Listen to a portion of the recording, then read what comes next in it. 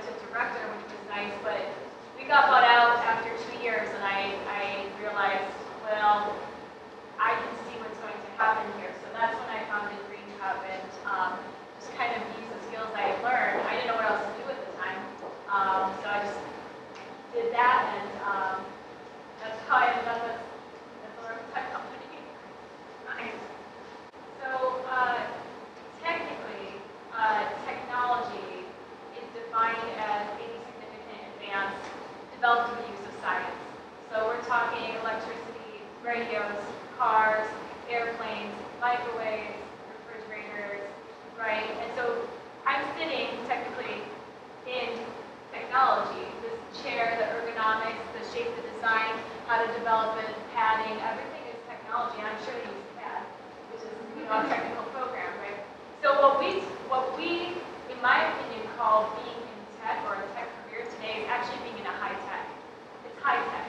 So that's where you're probably on the computer a lot. You're innovating, you're designing, or you're working and manipulating things that are mostly virtual. At least that's what it seems like to me. So, you know, I'm speaking from the entrepreneurial side of building a tech company, and literally, like, the fact that I knew how to do research and knew how to use research terminology in Google was, like, that's why I know how to build a website. That's why I know search engine optimization. I mean, my company sort of taught me, but I was the director of the marketing team, so they did it. I just told them what to do. You know, so I had to learn a lot more of the stuff as I went out on my own.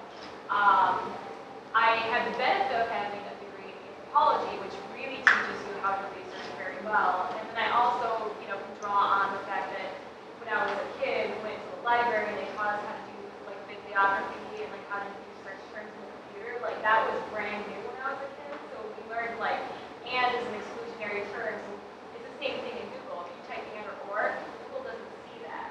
So you have to really get clever with the terms and changing the way that you're saying something or defining what you're actually looking for. Especially when something's broken, your client's like, whoa. When I was hiring, it was very hard to find anything but men in the industry. Definitely more white men than people of color too.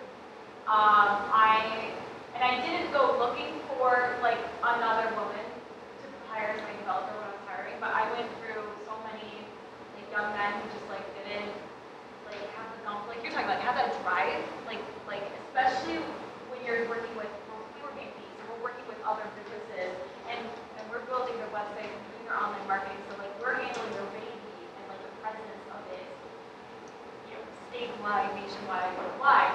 So you have to have a certain level of gumption in order to see into what they need. And finally, I stumbled across the woman that I eventually hired as my developer because she had that drive, she had that insight, she had the diversity of backgrounds that I needed in order to serve the diversity of businesses that we have.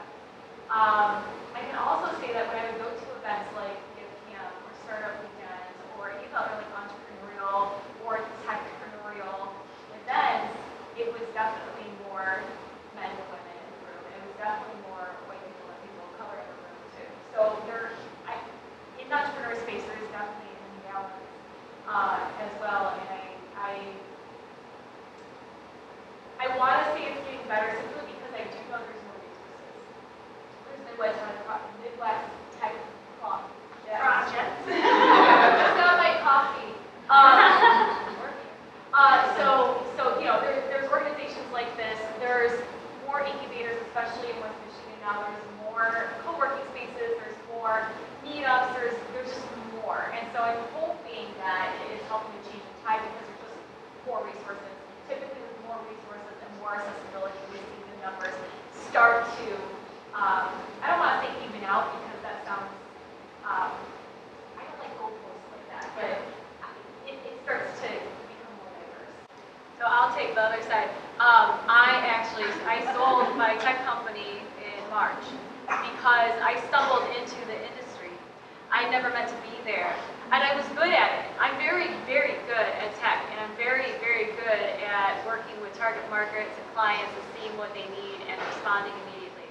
I'm great at that. But I never meant to be there, and I could tell that that was affecting the company's growth and my clients' growth.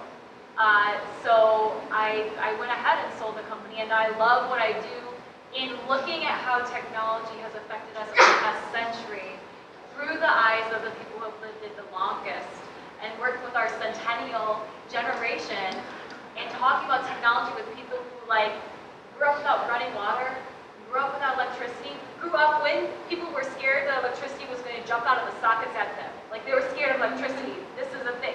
So that's where I'm fired up in tech now, advocating for our elders. I think it's BS to say you've been in the industry too long. What? What does that even mean? Right. How could that even be a thing? So much wisdom. How is it a thing?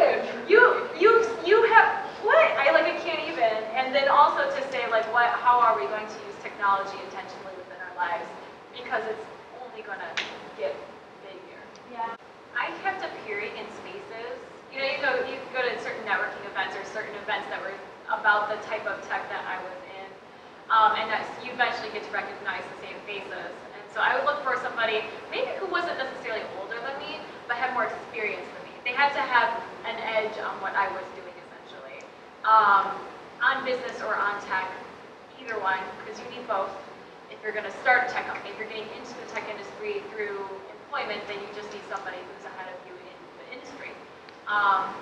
So it's more about familiarity, just like when you make a friend, in my opinion. That's how it worked for me. That I became familiar with certain people, and then I became intentional about, you have what I need, let's get coffee. I wouldn't say it like that, but I'd say, we've been at this event so many times, let's get coffee. Would you like to, get to know each other better? And then keep doing that, because typically mentors are people who are ahead of us in something, which means they're busy people. So then you, being the mentee, in my experience, have to be a little bit intentional by keeping up. Hey, it's been a month, let's get coffee again, can I pick your brain, I have a question. And you'll find right away if they're willing, if they have that community mindset or not. If they don't, they're just going to be like, nah. And if they do, then they're going to be like, yeah, let's keep this up, it's fun. For me as an entrepreneur, there was definitely this aura of oh, it's so cute that you're an entrepreneur, you're a woman in tech. How adorable that you're playing in entrepreneurship. That's great. No one said that, but that I would get this kind of this just attitude, and I quickly figured out who's going to be in my circle, who's going to be either a client or a connection, and who was not going to get into my time anymore. How to balance entrepreneurial skills and So how to run your business or start a business, grow it, build it, but also have a 9 to 5. I didn't do that.